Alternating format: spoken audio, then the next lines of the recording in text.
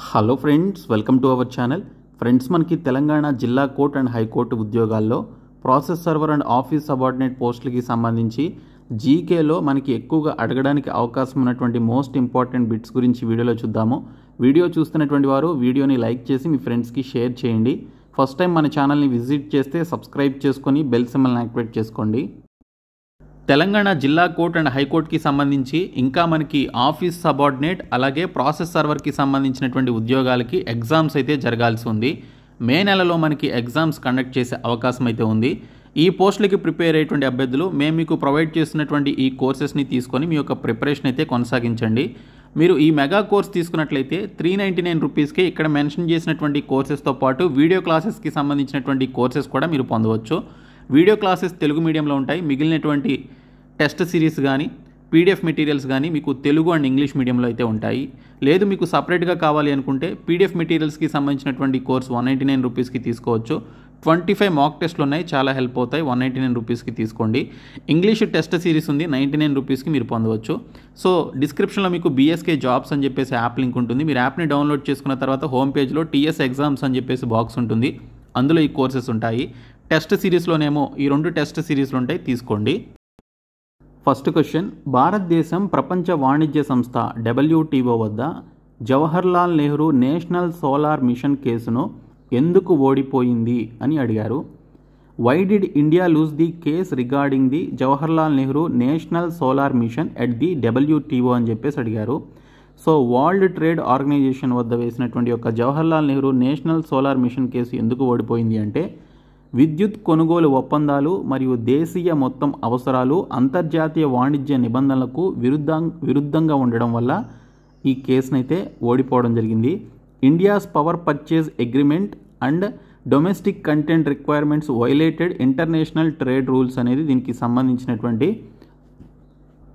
Information అనమాట. So ఈ క్వశ్చన్కి మనకి option 2 right answer. Next question, భారత రాకెట్ లాంచింగ్ కేంద్రం విక్రమ్ సారాభాయ్ అంతరిక్ష కేంద్రం ఏ రాష్ట్రంలో ఉంది?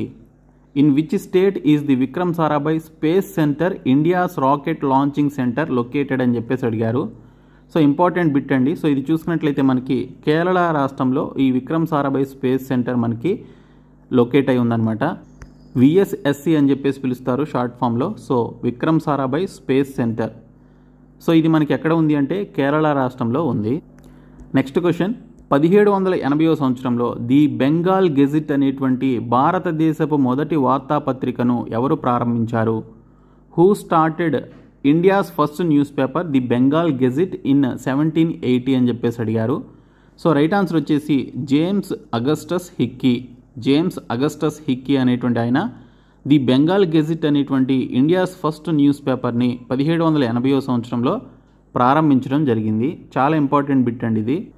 నెక్స్ట్ క్వశ్చన్, నాస్కామ్ అనే పదాన్ని విస్తరించండి. ఎక్స్పాండ్ ది టర్మ్ నాస్కామ్ అని చెప్పేసి అడిగారు. సో నాస్కామ్ యొక్క ఫుల్ ఫామ్ చూసుకున్నట్లయితే national association of software and services companies.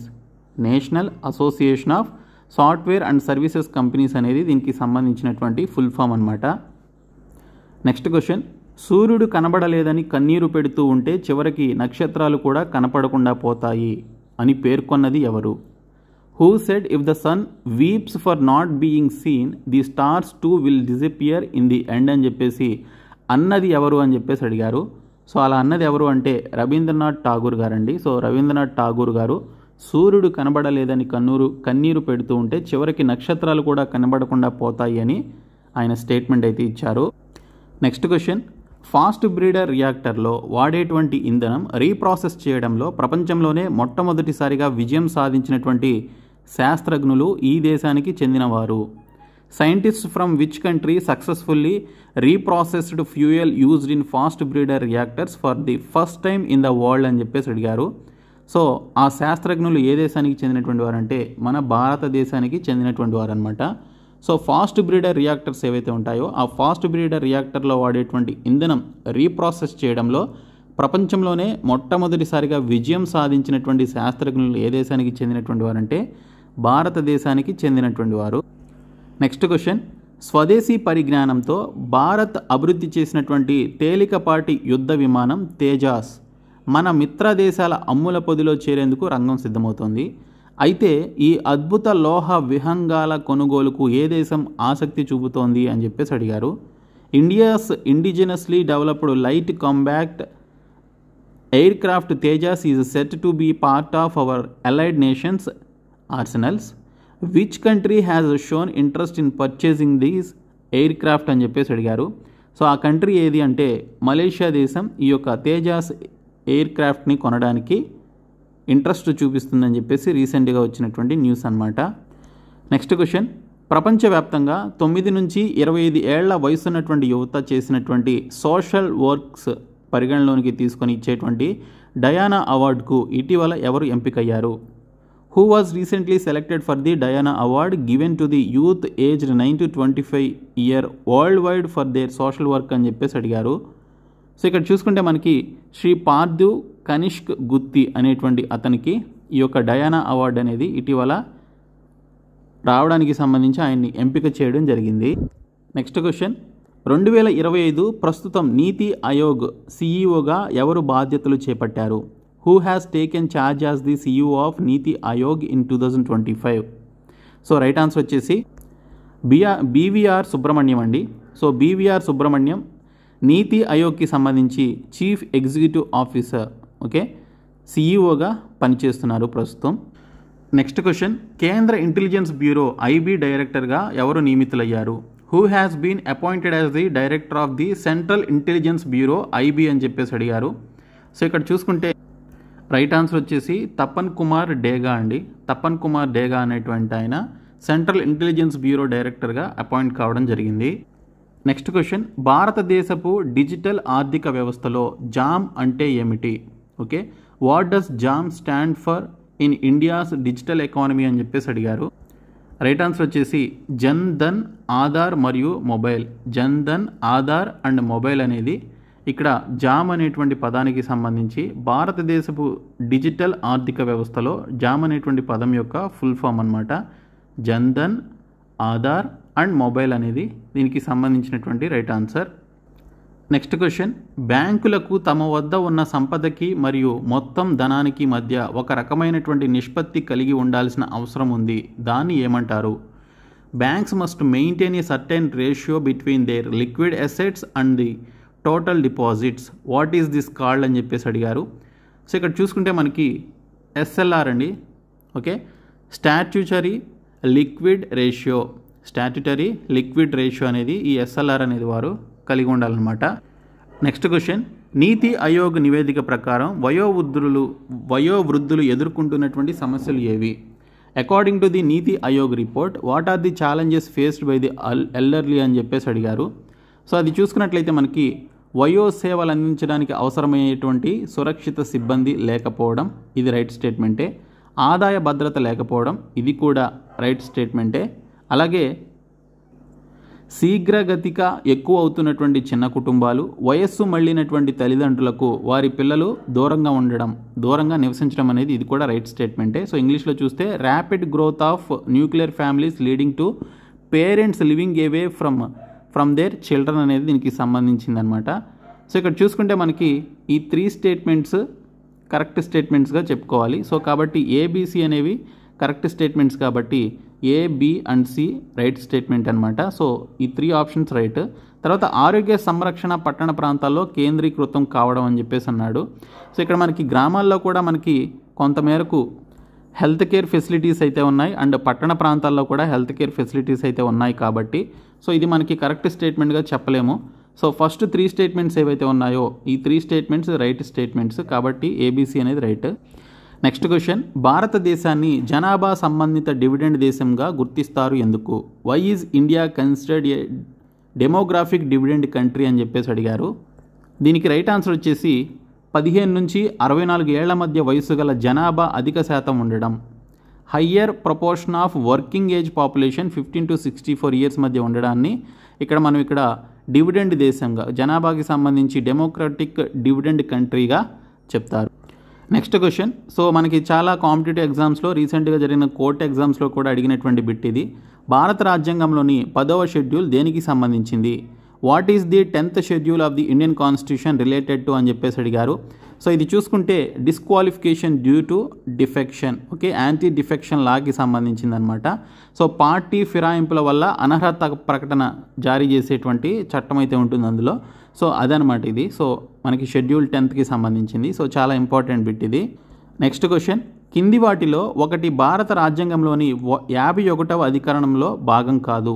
Which of the following is not a part of article 51 of the Indian constitution అని చెప్పేసి అన్నారు. రైట్ ఆన్సర్ వచ్చేసి భారతదేశం యుద్ధ హక్కును కలిగి ఉండడం, India having the right to wage war అనేది మనకి 51 అధికరణంలో ఆర్టికల్ 51లో లేనటువంటి అంశం అన్నమాట. సో కాబట్టి ఇది రైట్ ఆన్సర్. నెక్స్ట్ క్వశ్చన్ వచ్చేసి ప్రభుత్వ విధానమైనటువంటి ఆదేశిక సూత్రాల ప్రయోజనం ఏమిటి? Okay, what is the objective of the directive principles of state policies అని చెప్పేసి అడిగారు. సో దీనికి సంబంధించిన రైట్ ఆన్సర్ వచ్చేసి సాంఘిక మార్పునకు రాజ్యాంగాన్ని ఒక సాధనంగా చేయడం, to use the constitution as a tool for social change అనేది సో దీనికి సంబంధించిన రైట్ ఆన్సర్ అండి. నెక్స్ట్ క్వశ్చన్, అశోకుని స్తూపాల గురించి సరైన అంశాన్ని గుర్తించండి అన్నారు. సో ఇక్కడ చూసుకుంటే ఈ స్తూపాలు ఏకశిల నిర్మితాలు, అంటే these stupas are monolithic structures అనేది రైట్ ఆన్సర్. తర్వాత స్తూపాలకు నగిషీలు చేయబడ్డాయి, stupas for engraved with carvings, ఇది కూడా రైట్ స్టేట్మెంటే. తర్వాత సింహ తలాటాలను మాత్రమే స్తూపాలపై వినియోగించారు, only lion capitals were used on stupas. So ఇది కూడా కరెక్ట్ స్టేట్మెంటే కాబట్టి సో పైవన్నీ కూడా మనకి కరెక్టే కాబట్టి so all of the above అనేది రైట్ ఆన్సర్. నెక్స్ట్ క్వశ్చన్, గుప్తుల పరిపాలనలో ఉన్నటువంటి గ్రామీణ బోర్డులు పిలువబడ్డాయి, ఏ విధంగా పిలువబడ్డాయి అని చెప్పేసి అడిగారు. What were the rural boards called during the Gupta administration అని చెప్పేసి అడిగారు. సో వీటిని ఏమని పిలిచేవారు అంటే విత్తి అని చెప్పేసి పిలిచేవారు అనమాట. సో గ్రామీణ బోర్డులు లేదా రూరల్ అడ్మినిస్ట్రేషన్కి సంబంధించి రూరల్ బోర్డ్స్కి సంబంధించి విత్తి అని చెప్పేసి పిలిచేవారు. నెక్స్ట్ క్వశ్చన్, ప్రాచీన భారతదేశంలో మౌర్య వంశానంతరం ఏ వంశం పాలించింది? Which dynasty ruled after the Maurya dynasty in ancient India? So అదేంటనే చూస్తే శుంగాస్ అండి, శుంగాస్ పాలించారు. నెక్స్ట్ క్వశ్చన్, కింది వానిలో ఏది సరైంది అని చెప్పేసి అడిగారు. సో ఇక్కడ చూసుకుంటే మనకి ఇచ్చినటువంటి ఆప్షన్స్లో భూకంపం అమాంతముగా జరిగే విపత్తు, ఇది కరెక్ట్ స్టేట్మెంటే. తర్వాత భూకంపం 25 నిమిషాల పాటు ఉంటుంది, అది ఎన్ని నిమిషాల పాటు ఉంటుంది అనేది మనం చెప్పలేం, ఎంతసేపు అయినా ఉండొచ్చు. భూకంపాన్ని ముందే ఊహించవచ్చు. సో భూకంపం ఎప్పుడు వస్తుంది అనేది మన దేశంలో ఊహించేంత టెక్నాలజీ అయితే లేదు, వచ్చిన తర్వాత తెలుస్తుంది అది ఎంత ప్రభావం చూపించింది అనేది. సో ఇది కూడా రాంగ్ స్టేట్మెంటే. తర్వాత భూకంపం రాత్రిపూట సంభవిస్తుంది, ఇది కూడా రాంగ్ స్టేట్మెంటే. సో ఎప్పుడైనా కూడా భూకంపం రావచ్చు. ఓకే, సో టెక్టోనిక్ ప్లేట్స్ ఎప్పుడైతే మూవ్ అవుతాయో సో అవి మూవ్ అయినప్పుడు మనకి భూకంపం వస్తుంది, అది ఎప్పుడైనా ఏ సమయంలో అయినా మూవ్ అవ్వచ్చు. కాబట్టి భూకంపం అనేది అమాంతంగా జరిగేటువంటి విపత్తు, and earthquake is a sudden disaster కాబట్టి సో దీన్ని మనం ఆప్షన్ 1 రైట్ స్టేట్మెంట్గా చెప్తాము. నెక్స్ట్ క్వశ్చన్, భారతదేశంలో భూకంపాలు ఎక్కువగా సంభవించేటువంటి ప్రాంతం ఏది అని చెప్పేసి అడిగారు. Which reason in India experiences the most earthquakes అని చెప్పేసి క్వశ్చన్ అయితే వచ్చింది. సో ఇక్కడ చూస్తే హిమాలయ పర్వత ప్రాంతం, ఓకే, ఎక్కువగా మనకి హిమాలయన్ మౌంటైన్ రేంజ్లోనే మనకి ఎక్కువగా భూకంపాలు రావడానికి అవకాశాలు అయితే ఉంటాయి. గతంలో కూడా అక్కడే వచ్చినటువంటి సందర్భాలు అయితే చూసాం కాబట్టి సో హిమాలయ పర్వత ప్రాంతం అనేది right answer. Next question, Pushkar సరస్సు ఏ రాష్ట్రంలో ఉంది? ఇది రీసెంట్గా జరిగినటువంటి తెలంగాణ కోర్ట్ ఎగ్జామ్స్లో ఒక షిఫ్ట్లో అడిగారండి పుష్కర్ లేక్ గురించి. సో ఇదే బిట్టు మేము మాక్ టెస్ట్లో కూడా పెట్టడం జరిగింది. పుష్కర్ సరస్సు ఏ రాష్ట్రంలో ఉంది అని చెప్పేసి అడిగారు. In which state is Pushkar lake located అని చెప్పేసి ఇచ్చారు. సో పుష్కర్ లేక్ అనేది రాజస్థాన్ రాష్ట్రంలో విస్తరించి ఉన్నటువంటి ఒక లేక్ అనమాట, సరస్సు ఇది. ఓకే, సో చాలా ఇంపార్టెంట్ బిట్స్ ఇవి. సో ప్రతి ఒక్కరు కూడా మేము ప్రొవైడ్ చేస్తున్నటువంటి మాక్ టెస్ట్ సిరీస్, అలాగే English mega test series, PDF courses ఇవి తీసుకోండి. మీరు మెగా కోర్స్ తీసుకుంటే అన్నీ కూడా మీకు అందులోనే అవైలబుల్గా ఉంటాయి. సో ఆ కోర్స్ తీసుకోండి. డిస్క్రిప్షన్లో యాప్ లింక్ ఉంటుంది చూడండి. Thank you.